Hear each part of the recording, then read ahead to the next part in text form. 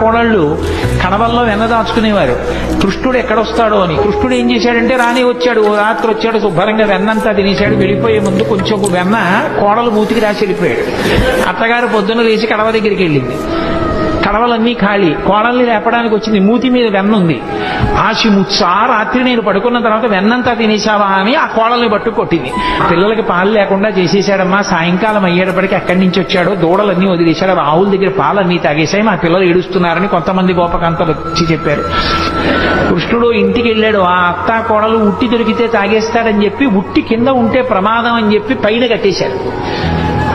తీసుకెళ్లేదో చిక్కంలో పెట్టి పైన కట్టారు. రానే వచ్చాడు, చూశాడు.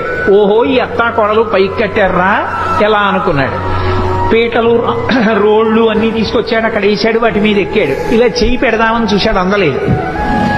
పీటలు రోళ్లు వేసుకున్న అందనంత పైకి పెట్టేశారా, వీళ్ళ పని చెప్పాలనుకున్నాడు. ఓ రాయి ఒకటి తీసి కిందకి అన్నం పెట్టాడు. చక్కగా పైనుంచి కారిపోతోంది. హాయిగా అందరూ చేరలు పట్టి తాగారు, వెళ్ళిపోయాడు. ఒక చోట ఒక అత్తా కోడలు అంతకన్నా చాలా తెలివైన వాళ్ళు. ఇలా వచ్చి ఎక్కడో ఉట్టి కట్టి పెట్టినా తాగేస్తున్నాడని వాళ్ళు ఏం చేశారంటే కుండ చుట్టూ గంటలు కట్టారు. వచ్చి ముట్టుకున్నాడో గంటలు మోగుతాయి, అప్పుడు పట్టుకోవచ్చు అనుకున్నాడు. ఆయన ఏం చేశాడు, పీట వేసుకున్నాడు, రోడ్లు వేసుకున్నాడు, పిల్లల్ని ఎక్కించాడు, ఆ వీపులు ఎక్కాడు, దగ్గరికి వెళ్ళాడు. ఎలా ముట్టుకోవడం, ముట్టుకుంటే గంటలు మోగుతాయి. ఓ గంటలలారా మీరు మ్రోగకూడదు అన్నాడు. అవి విన్నాయి. చక్కగా వెన్న తీశాడు, పిల్లలందరికీ పెట్టాడు. ముందు వాళ్ళకి పెడితే కానీ తను తిండవు. అందరికీ అందింది. ఇప్పుడు ఆఖరణ తను తీసుకుని ఇలా నోటి దగ్గర పెట్టుకున్నాడు. గంటల కనకన మోగి.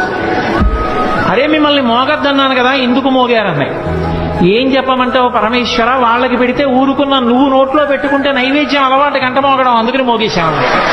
వచ్చిన పిల్లలకి అతిథులకి అన్నం పెట్టకుండా ఏమిటో బొమ్మలను అన్నీ పెట్టి నైవేద్యాలు అంటూ కూర్చుంటాయేమిటి, నేనే పెద్ద పరమేశ్వరుండని చెప్పి ఆవిడ కళ్ళు మూసుకు ధ్యానం చేస్తుంటే చక్కెర పొంగలి అవి తినేసి మిగిలింది ఆ బొమ్మలకి రాసేసి వెళ్ళిపోయాడు. నాకన్నా వెళ్ళిపోవడం నీ తిన్నానులే చాలన్నాడు. ఎంతమంది ఎన్ని చాడీలు చెప్పారో. ఇన్ని చెప్తే ఆ యశోదంది, ఎందుకమ్మా అన్ని మాటలంటారు, మా పిల్లాడు ఎప్పుడు గుమ్మం దాటి వెళ్ళనివాడు అంటుంది.